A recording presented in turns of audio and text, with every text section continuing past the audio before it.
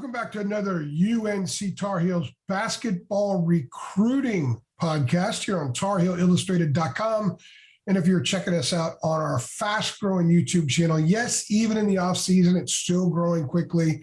That is called Tar Heel Illustrated. I'm THI publisher Andrew Jones, and joining me is our director of basketball recruiting and analyst, longtime college, AAU, and high school coach, Mr. David Sisk. We are here to discuss the portal. We've kind of laid off for a while because a couple of days after Kerwin Walton entered the portal, there was a frenzy, people thinking something else was going to happen fast. David got the inside scoop, and we were able to report that, hey, pump the brakes, everybody. This is going to take a little bit of time, and it has taken some time. It's 2 weeks later. The G League Combine is going on right now, and we'll hit on all that stuff with David. 3 kids we're going to talk about. I think kids are – I guess Baldwin's still sort of a kid.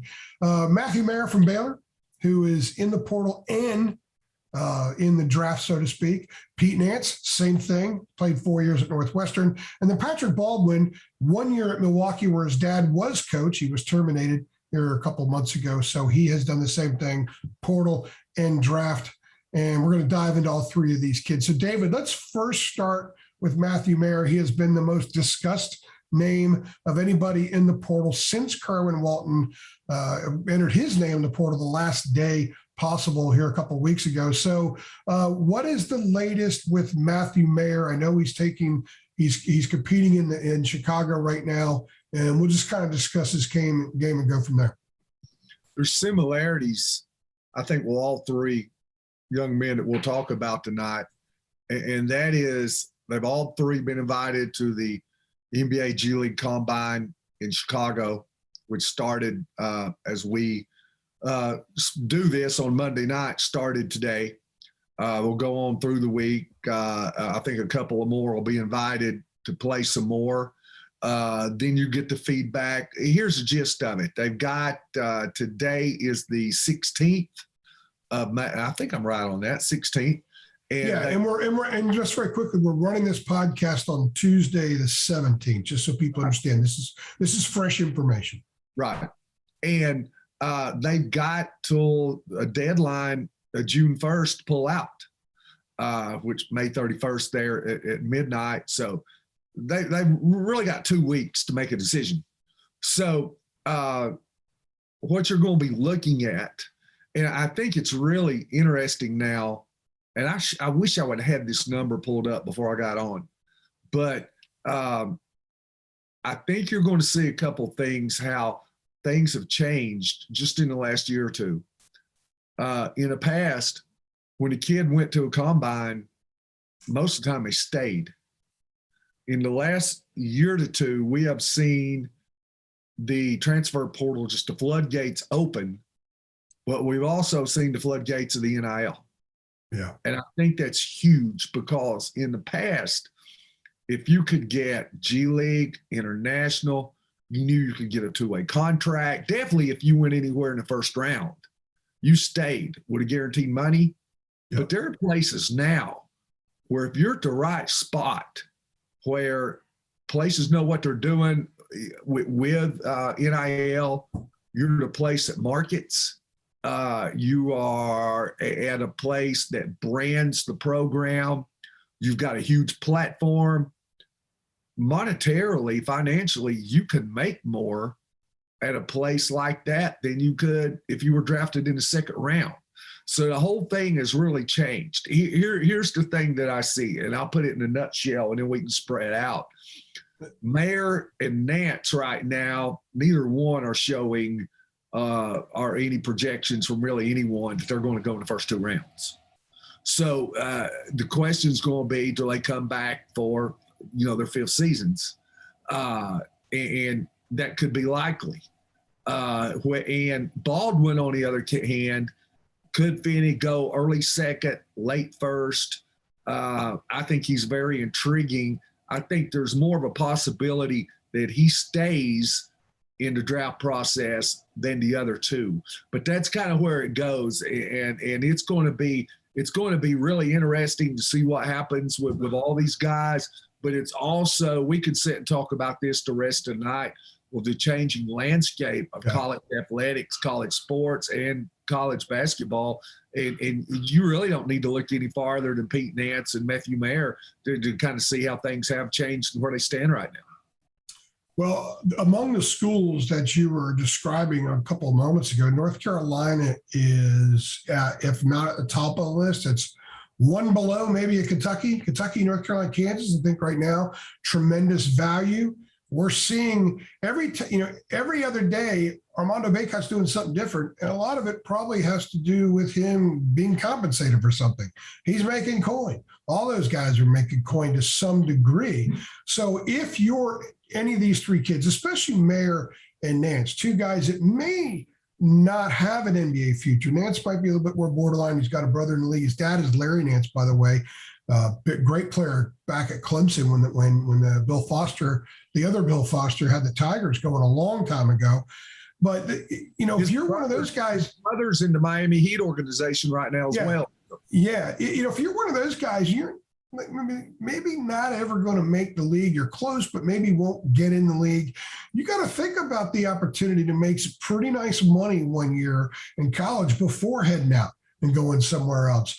Both of them could probably make more money at one of these blue bloods next year than they would overseas somewhere, especially as an unproven player. After a couple of years, you can get a lot more money overseas. But I would think at some point that has to be a part of the decision. Right now, these guys want to make the NBA. Their focus isn't anything about cash. It's about, I want to see where I stand. I want to try to make the league. You have connections to Mayer that multiple sources that told you, hey, he is hell-bent on making the league. That is his mission right now. But of course, in 5 days from now, when that part of the process dissipates, maybe he will then have time to sort of think about some of the options that he has after he's gone through this process. Same thing will go for Nance, and same thing for Baldwin. I am of a firm belief that you are what you are, and there's not a ton of guys who can stay around and kind of enhance their draft status, because I think in the big picture, they're looking at what a guy's going to be when he's 25 years old. So just because a guy's better when he's 20 than he is when he's 19 doesn't necessarily play into where he's at 4 or 5 years away. But I will say this. I think there are certain players who can go from one situation to another and get around some really talented teammates and get in the right situation. And he can kind of expand himself to what really a lot of people didn't know he had. And I think Brady Manick Brady Manick, we knew was a three-point sniper when he came out of Oklahoma. But I think you really got to look what the last half of the season, from really kind of that Duke game in Cameron on, how good he was and how good he was on the big stage. And I think he's a guy that at some point will end up playing the NBA. And to me, if you're Hubert Davis, that's a selling point that you can sell that, hey, we just didn't take some guy that was a lottery pick coming out of high school, was considered to be a lottery pick. Sure enough, he is a lottery pick. No, this is a guy who really kind of, built his own star in the Tar Heel program. So, that's something that I think he can sell. And, if Nance and Mayer come out, and let's say, and we're still not 100% sold, and let me say this, that Hubert Davis makes a move. You and I have talked about this a lot. Yeah. We've been very, very cautious about this. I had a good laugh at all these people saying that North Carolina was getting ready to, get a big-time transfer within 48 hours. And they were saying that 3 weeks ago. And I'm like, hey, these guys, they're going to go through the process. I think sometimes you just have to use common sense. Yeah. You had to use it before when if players were going to go, wherever were going to stay. But you just look at where the money was at. Was there more money going professionally? If there was, they were going to do that. And now they're not going to abandon the combine if they put in for it and leave. So I think you've got to use your head through some of this. But if they do decide, they're going to get the feedback. If they tell them to stay, they'll stay. If they don't tell them that it's wise, go back to college again, they'll go. And if they do that, I think if Hubert Davis does opt to look at transfers, I think that 4, a backup 5, somewhere in that spot, these are guys that he can look at and say, hey, look how Brady Manek bettered himself just in 1 year at the University of North Carolina. And staying on that, we're focusing on these 3 because there aren't really many options for a quote unquote backup to Armando at the 5. And the guys that might be good enough to back him up better than what Carolina might have right now. And I say, for example, Will Shaver has been in the program since last Christmas. They're not going to want to go take that role. Dudes, a lot of dudes just aren't going to want that. So, and then the other thing is none of these 3 guys are Brady Manek. So people that had the vision of Carolina being inserting someone in the Manek role, and he does what Manek did for him, you got to scrap that. I think what's going to be interesting about Carolina next year is they're going to be different. Tar Heels are going to be different, and they can actually be better. I go back to 2016 and 2017. Since everybody's already applied the redemption name for next season's team, I'll go back to the last redemption, which was 16 into 17. They lost their best player by far in Bryce Johnson, and they lost the most ball-dominant guy in many respects in Marcus Page. Now, Joel was the point guard, but so much of the perimeter revolved around Marcus. If you sat here in 2016 in May, and you ask somebody, okay, what do you think Justin Jackson will be next March? What do you think Isaiah Hickson, Kennedy Meeks, and Theo Pinson will be next March? Nobody had fully envisioned what those guys became the next year. They all improved a great deal. So, yeah, I think there's a chance that maybe they don't get anybody. If they don't get anybody, the guys that are there will have room to grow, have room to let their games breathe, and they can improve to the point where Carolina is different. Maybe doesn't have the same thing that Brady gave them, but also perhaps even better with maybe being a little bit more flexible with that 4 spot can give you. So now going back into these 4, which one of these 3 guys do you think maybe fits in to what we saw a year ago, but also what Carolina can be moving forward, giving them some more flexibility, being a guy that can maybe mesh with what's already there? Each one is different. Yeah. If you're looking at a guy who could probably play the Manek role the most on offense, I give you Pete Nance. And he also provides, I think, more backup in a post situation defensively to guard the 5 maybe than Mayer would. Now, Mayer's more athletic, but Nance is I watched Nance guard a lot of 5s in the Big Ten. And in fact, that's kind of what he played in the starting lineup. And then as they went to the bench, he would kind of step out and play the 4. Now, he's not going to block shots. He's a good rebounder. He's not going to be a rim protector per se, but he's very physical when it comes to getting position.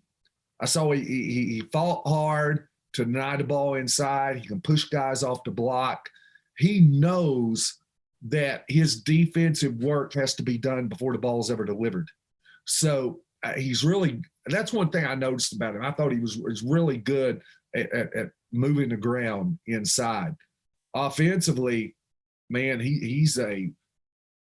I think he's right around about a 45% clip. A shooting 3. He's a Brady Manek-like shooter.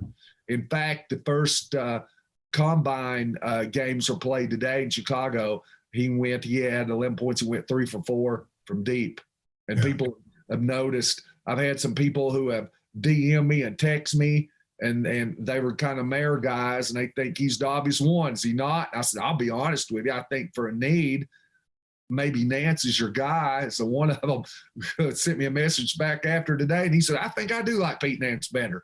But I don't know if it's liking one better or the other. I just think it's needs. And I think he can really stretch the floor and kind of give you a backup there. Mayer is so versatile. Mayer is more athletic, much more athletic than Nance, would be much better in transition, better defender. As far as guarding the perimeter, more versatility. Nance is a really good passer, by the way, too. Mayer's a good passer. All these guys are. If you looked at a guy, to me, who's intriguing, who's the best player out of all of them, although his numbers wouldn't tell you that, it's Patrick Baldwin. Patrick Baldwin, to me, I just watched some of his good plays. He was hurt last year. He got hurt late his senior season in high school. He was gimpy last year. He played, I'm thinking, 11 games. But, man, when I watch his good plays, I'm like, my goodness, how did he not dominate? Because he's got a beautiful shot. He's dynamic. He can handle it. He's got good feet. Not the most athletic guy, but he's athletic enough. Man, he is overly skilled. He could be a guy that I could see could play the 4 spot next year. And then if he decided to hang around one more year, who knows? He could even move to a 3 once G.G. Jackson gets in. I mean, he's that kind of type of player. So, I mean, each one of these guys do different things. They could all 3 help. They're all 3 interesting players. Well, quick numbers on these guys. Mayer is 6'9". The last year, he played 126 games at Baylor. Last year as a senior, 9.8 points, 5 rebounds, 1 assist, 41% from the floor, 32.5% from 3. Nance, 6'10", has played 107 games at Northwestern. Last season, he averaged, 14.5 points a game, 6.5 rebounds, almost 3 assists, 49.7% from the floor, 45.2% from 3. And Baldwin, I don't even think the numbers, I'm going to read them off, but I don't think people should put much stock into them. 12.1 points, 5.8 rebounds, 1.5 assists a game, 34% from the floor, 26.6 from 3. He was the number 8 player in the class 2 years ago. Carolina recruited him fairly hard for a while. He chose Milwaukee because his father was the head coach there. His father was fired here a couple of months ago. Very quickly, Mayer, I think, if Hubert thinks, let's say Hubert could say, okay, I can get any one of these 3 guys. Who am I going to select? Well, let's say he's thinking, okay, I need to be able to be really, really multiple defensively. He wants to do a lot more stuff defensively, wants to run the court really well, get out and transition more, which they weren't great at this past year. They scored quickly in the half court, but they didn't transition a lot. Then maybe Mayer's your guy. He's also someone that can defend a little bit inside because he's strong. Nance, if you want to replicate the Brady Manic thing and get another pop and shoot guy out there, although he's not Manic in a lot of ways, and of course Nance might be your guy. And then Baldwin, I think, would throw a little bit more of a wrench into things with the guys that are already there, David, because if they say, well, is he coming in for 1 year? I mean, is he a more talented version of what's already there in the program? That would be a little bit of a more interesting process to watch play out. I think Mayer and Nance are both plug and play at the 4 guys the minute they step on the court. I think Baldwin would be a little bit more wait and see, even though he's more talented because of the injury, because he hasn't played a whole lot in college, and also because physically he just kind of seems to give them a little bit of what some guys already give them that are there. Yeah, and each one, like I said, each one's different. And you've talked a lot about this, just your concern about, do you throw a monkey wrench in the locker room as far as chemistry goes? Which is there a player that would do that more? Is there a player that would do it less? I mean, Baldwin might be more of a, I guess maybe you talk more of a gamble. But man, like I said, you're adding the 8th ranked player in 2021, and you're adding a guy who, if he would have a lot of motivation, because if I look at a guy who's got a lot to gain this week in the combine, but if he came back to college for another year, the guy with the most gains Baldwin, because I'm telling you, if he has the opportunity to be not only a first round pick, but I mean, he could really climb. Maybe you get up to midway in the first round. He's got that kind of talent. So you're talking about adding an incredibly talented player. Right now, Jonathan Givani has him 31st, so he would be the 2nd pick in the 2nd round. If he has a really good week in Chicago this week, he could work his way into the first round. I wouldn't be surprised because, like I said, just numbers, you got to put them aside. Just what eye tests for me. I've seen it with players before. When they have lower leg injuries, it really bothers your shooting because they can't get a base. They can't push off. They can't jump. And that affects everything else. Yes, and negatively.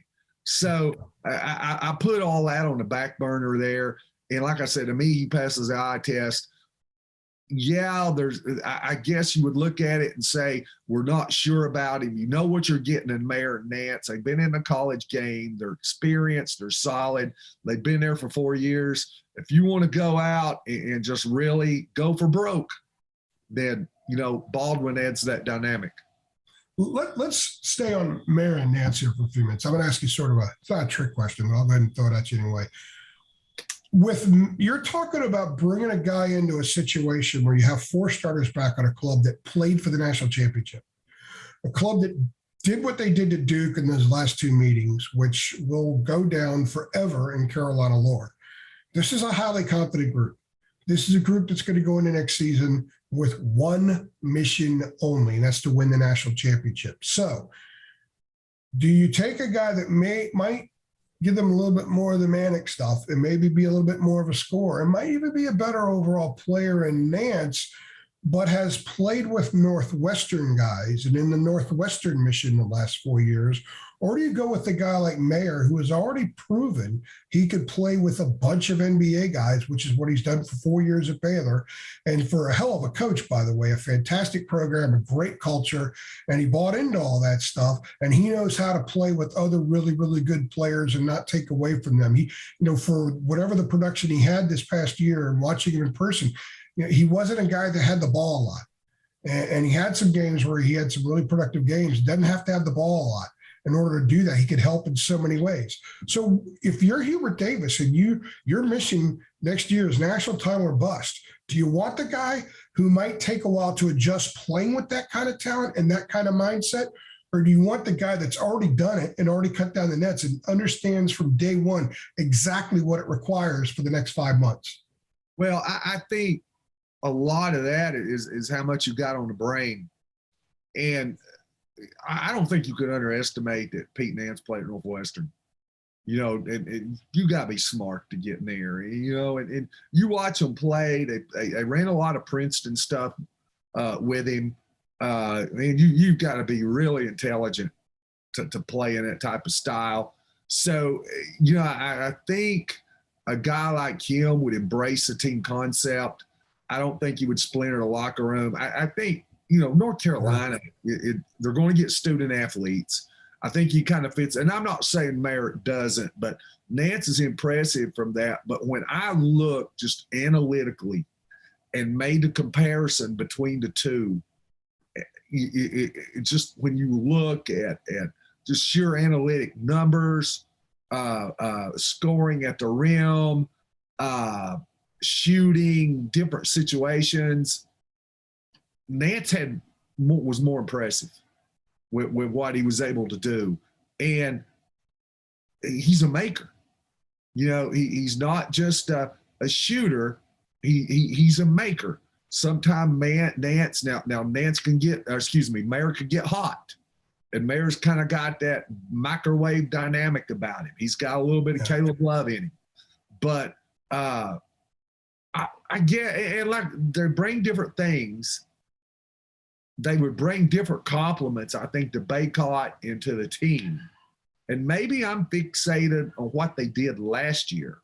But I think if you are looking for a Brady Manic type and maybe somebody in a half court, I think Nance kind of brings more of that than Mayer does. Now, Mayer could bring more in a full court, makes you more athletic.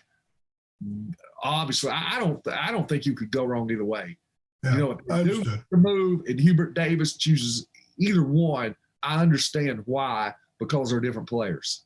But go ahead. I asked a buddy of mine who's in this profession, and I asked him the same kind of question. He said, Mayer's already won a title. yeah, you could say, boy, he knows how to lead the way. He's the one guy that can sort of lead the way. He said, but the thing that impressed him the most about Brady Manick this past year was his fire to get past the first weekend of the tournament and his fire to experience something unique and different on the college stage. And Mayer's already done it. Now, he did it as a reserve, but he's done it. Nance hasn't. Now, Brady had a lot more success at Oklahoma from a team perspective than Nance has had at Northwestern. But you said a little while ago, who has the most to gain? There are life experience opportunities for a guy like Nance that Mayer's already had. And Nance would have an opportunity to have. And, his father was on a really good Clemson team that got to an Elite Eight way back a long time ago. Maybe that the personal experience, the being a part of that family, Brady's part of the family for life kind of thing might bring more out of Nance than what anybody's seen. Because I think, and my buddy that I talked to believes, that brought more out of Brady's game ultimately. Yeah. What do you think about that theory? Yeah. And let me say this too, to add to that, just because people are going to ask. People ask me this on Twitter all the time. Well, have they reached out to Nance? Well, all this, we know they that they laid the groundwork to talk to Mayer, but right now he's all in on the combine, in Chicago. We don't know that they have talked to Nance or are going to, or they've talked to Baldwin or any of that. But what we do know is that this is, from our standpoint, is just conjecture right now.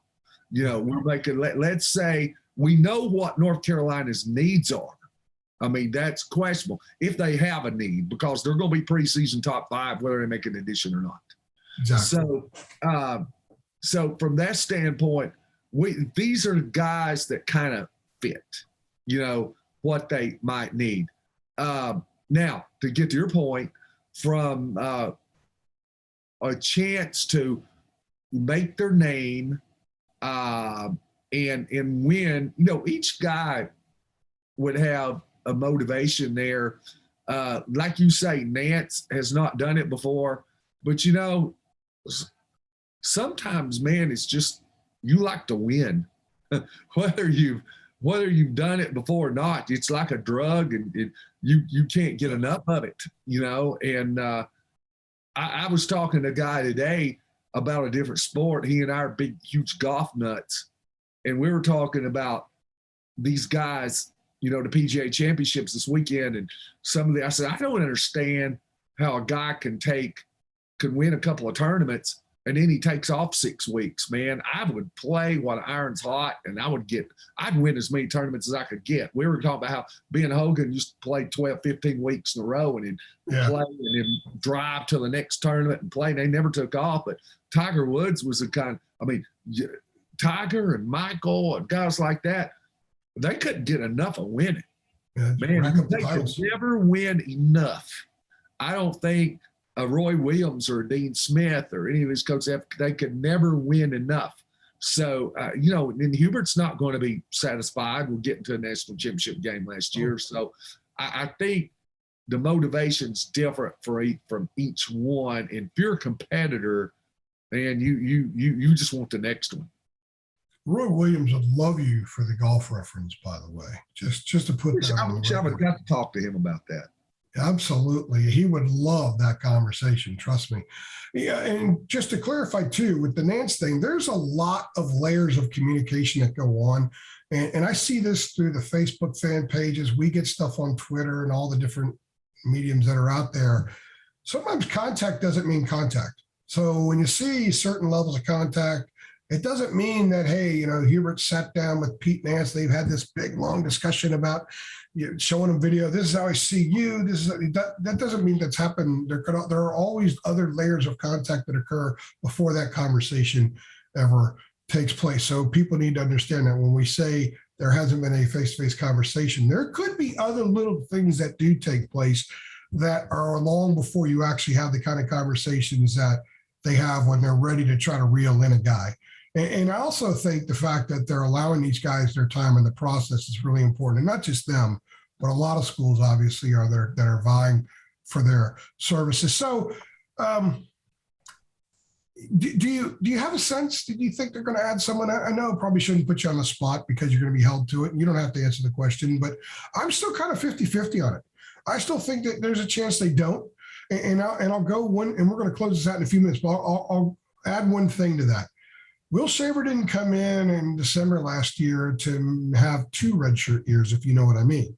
He could have waited and come in next year and redshirt if he wasn't going to fully get on the court. I have a source very, very close to the situation that told me in New Orleans that Will Shaver's a year away.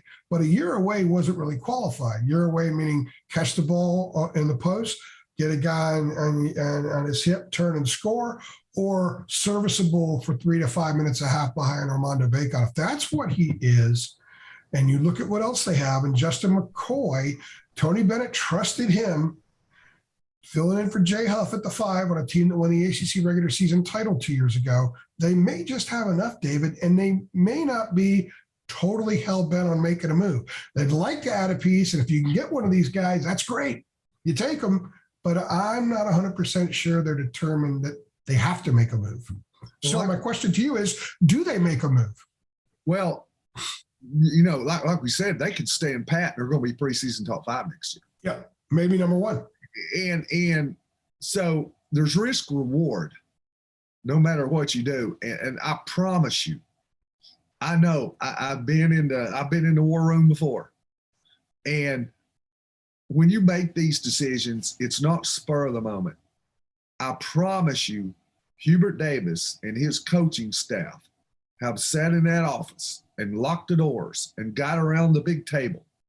And they have discussed ad nauseum from every possible angle, every pro and con for, number one, bringing a player in, and then if they do, which one? I mean, I guarantee you it's been double-digit hours that they've spent discussing this.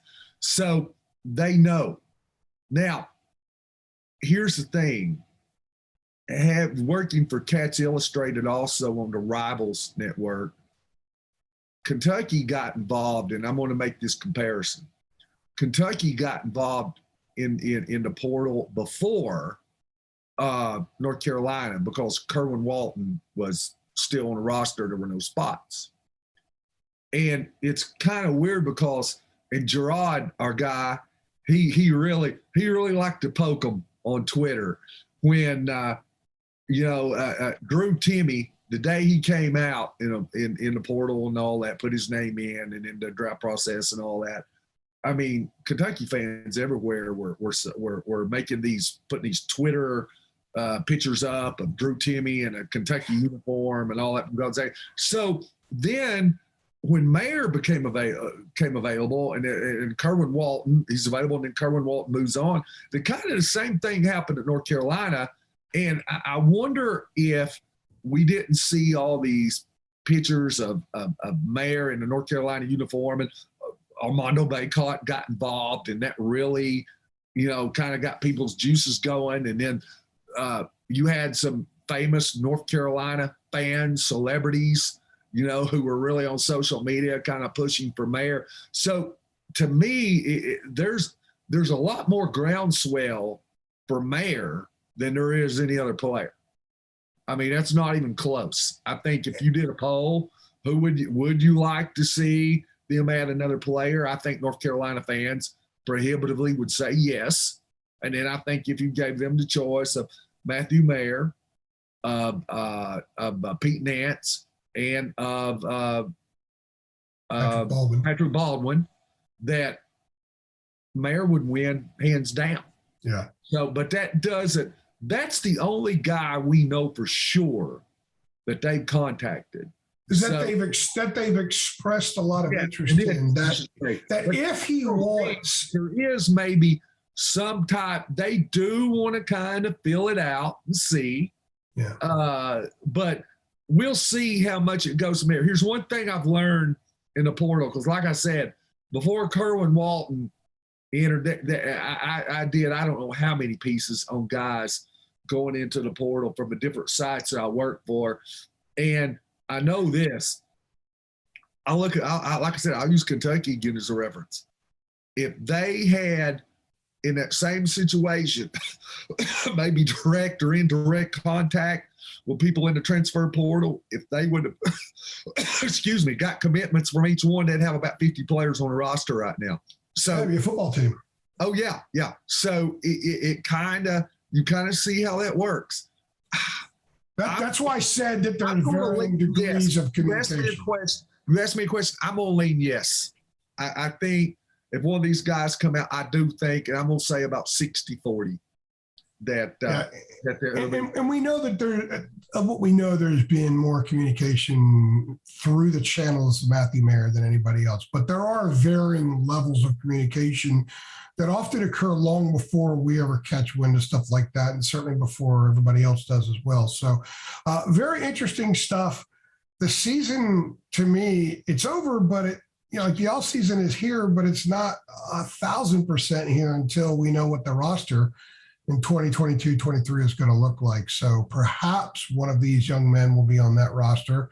Perhaps it'll be a walk-on who gets scholarship number 13. I still wouldn't put it past them adding nobody, but I also think I kind of agree with you. I think if you can, I understand why they would. I also understand why they wouldn't. I think you can make a great case either way. And we will be back here to chronicle this as it happens, and we'll discuss it. We'll look at the roster, David. We'll say, okay, they didn't add anybody, and here's why it makes sense. If they add somebody, we're going to say, hey, okay, they added this guy. Here's how he fits in. Here's how it makes sense. So I think they're in good shape regardless of what they do. Yeah, I don't think there's any doubt. And we've said this, Hubert's hit the trifecta. You know, when you go from in your first year, a national finals team, to getting G.G. Jackson, to being preseason top 5 no matter what. I mean, what do you do for an encore? Well, I guess a lot of Carolina fans are saying, go out and get us a big-time power forward. So what am I doing right now? Yeah, cutting the nets. Yeah, I'm cutting the nets. All right, man. Good stuff. There's still yeah, none. Old hat for North Carolina, right? Look, I'm not I like the portal. I don't like the portal. I don't like the portal from the craziness factor, but I like the portal from why it makes sense. Same thing with NIL. But man, these are crazy times. And whatever you think, one day you may not know the next. That's been proven out as well. But one thing we do know is that by June 1st, we hope, June 2nd, that we'll be able to put an exclamation mark on whatever that roster is going to look like next year. I personally hope so we can turn the nose of our coverage ahead toward next season. Can't do that until we 100% know what the roster is going to look like. He's David Sisk. I'm Andrew Jones. We very much appreciate you guys stopping by. And don't forget, come on over to TarHeelIllustrated.com. We're going to be discussing this on the boards a ton every day between now and whenever, man. We have no idea when that well will dry up. It's a pretty deep well right now, David. We got like 4 threads going like crazy. So you guys want to be in on it, come on, hang out in our site and be a part. Thanks for stopping by.